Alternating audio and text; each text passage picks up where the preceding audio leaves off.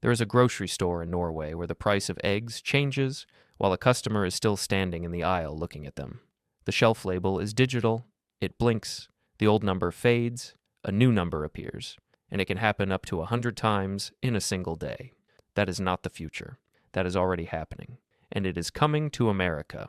Walmart is rolling out digital price tags across all 2,300 stores. Kroger is testing them. Whole Foods already uses them. These electronic labels let a store change the price of every item on every shelf in every location, in minutes, not overnight, not between shipments. While the customer is shopping, the store calls it efficiency. Lawmakers are calling it something else, surge pricing for groceries.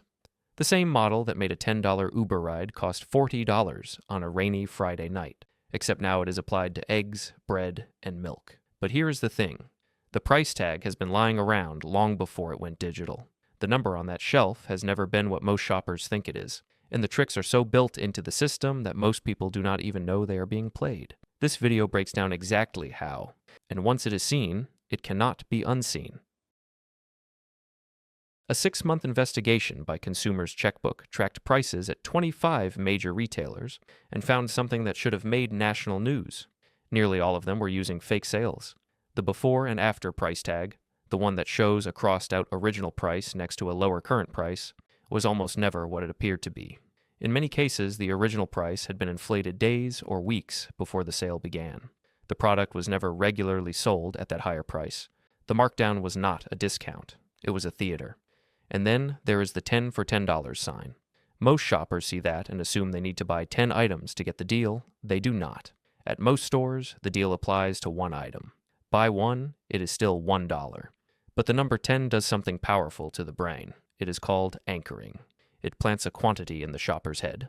Studies on this exact tactic show that when a number appears on a sign, shoppers buy significantly more, not because they need it, but because the number told them to. The sign is not offering a deal, it is giving the brain a target that did not exist before walking into the store. Every item in a grocery store has a specific location on a specific shelf at a specific height, and none of it is random. The most expensive, highest margin products sit at eye level, between 54 and 66 inches off the ground, because that is where the eyes land first. Cheaper store brand products get pushed to the top shelf or the bottom shelf, where most shoppers never bother to look. But here is what almost nobody knows. Brands pay for those positions. They are called slotting fees. A single product can cost a manufacturer $25,000 to be placed in a regional cluster of stores. In high-demand markets, that number can reach $250,000 per item. Vox reported that slotting fees made up more than $130 million of Safeway's annual revenue. Across the entire industry, food companies spend more than $50 billion a year on trade promotions, which include paying grocery stores for shelf placement, end cap displays, and eye-level positioning. That means the product at eye level is not there because it is the best. It is there because someone paid the most for it to be seen first. The grocery store is not organizing the shelf for the shopper, it is renting the shelf to the highest bidder, and the shopper is walking straight into it. Here is the price increase that never shows up on the price tag. The bag of chips used to weigh 10 ounces. Now it weighs 9.5. The cereal box that held 15 ounces now holds 13.7. The toilet paper roll that had 500 sheets now has 460. The price on the shelf? Exactly the same. Sometimes higher. It is called shrinkflation, and it has become one of the most common pricing strategies in the American grocery industry. The package looks the same, the logo is the same, the spot on the shelf is the same, but there is less product inside. And unless a shopper is comparing the fine print on the weight or sheet count, which almost nobody does, the change is invisible. A LendingTree survey found that 71% of Americans have noticed shrinkflation, and 82% of those who noticed it said they felt deceived, because it is deceptive. The company did not raise the price, it raised the price per ounce while keeping the number on the tag flat. That is not inflation. That is a magic trick performed on a shelf label. And the audience pays for the show without ever seeing the move. If this is already making the grocery store look different, subscribe. This channel breaks down what stores, brands, and labels are not explaining. Every week, one tap, nothing slips past. There is one number on the shelf label that tells the truth every single time. It is the unit price, The small number, usually in the bottom left corner of the tag, that shows the cost per ounce, per pound, or per count. It is the only honest number in the entire store, and the industry knows it. That is exactly why it is printed as small as possible.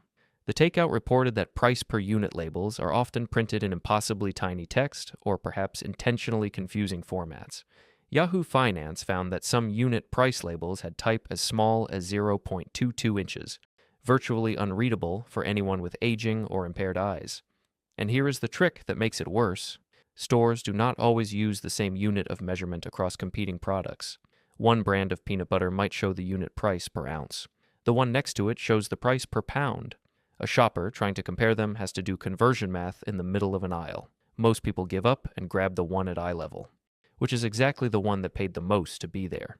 If every grocery store printed the unit price in the same font size as the sticker price, shopping behavior in America would change overnight. That is precisely why they do not.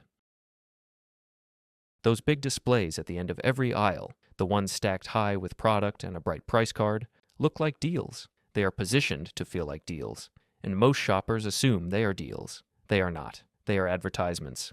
Brands pay grocery chains thousands of dollars per week for end cap placement. The product on the end cap is often the exact same price as it is on the regular shelf inside the aisle. Sometimes it is more expensive, but the placement, the stacking, the big sign, all of it signals special. The brain reads it as a sale without the store ever using the word. A simple test proves this every time. Pick up the item on the end cap, walk into the aisle, find the same product on the regular shelf, compare the price. In a shocking number of cases, the numbers are identical. The end cap did not save a single cent. It just moved a product from a place where the shopper could compare it to a place where comparison did not even cross their mind. And now, it is all about to accelerate. Electronic shelf labels are spreading across American grocery stores. Walmart, Kroger, Whole Foods, Giant. The labels are connected wirelessly and controlled from a central system. A price change that used to require a person walking the aisles with a label gun can now happen across every store in the country in a matter of minutes. The stated reason is efficiency, faster markdowns, fewer pricing errors, and less labor. But the capability these labels create is dynamic pricing.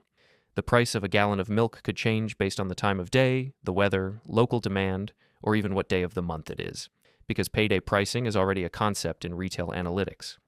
A United States senator has publicly warned that these digital tags could allow grocery chains to calibrate price increases to extract maximum profits. The grocery store has never told the truth about prices. The difference now is that the lie can change 100 times a day, and the shopper standing in the aisle might never know the price was different 10 minutes ago. 3 rules that change the next trip. 1. Ignore the sticker price. Read the unit price every single time. It is the smallest number on the label, and it is the only one that tells the truth. Compare everything per ounce or per pound, and if the store switches units between products, do the conversion or walk away. 2. Never trust the end cap. Walk into the aisle, find the same product on the shelf, and check the number. If the price is the same, the end cap was an ad, not a deal. 3. Pick up the package and check the weight. The price may not have gone up, but the product may have gone down.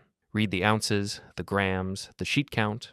If the package got smaller and the price stayed the same, the price went up. The store just did not put it on the tag.